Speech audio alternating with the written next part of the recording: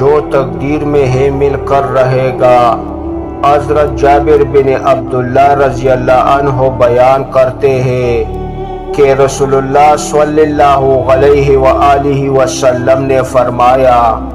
کوئی بندہ اس وقت تک مومن نہیں ہو سکتا جب تک اچھی اور بری تقدیر پر ایمان نہ لائے، یہاں تک کہ وہ جان لے کہ جو چیز اسے ملنے والی تھی وہ اسے ہی ملے، کسی اور کے پاس نہیں جا سکتی تھی، اور جو چیز اسے نہیں ملنی وہ کسی صورت اسے نہیں مل سکتی۔ پڑوسی اور مہمان کی اہمیت۔ رسول اللہ صلی اللہ علیہ وآلہ وسلم نے فرمایا، جو کوئی اللہ اور آخرت کے دن پر ایمان رکھتا ہو وہ اپنے پڑوسی کو تکلیف نہ پہنچائے،